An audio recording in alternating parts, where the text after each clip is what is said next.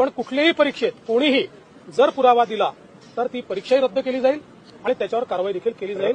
त्यामुळे त्यांनी पुरावे द्यावे। अभी पद्धत आहे भाई, अभी पद्धत आहे।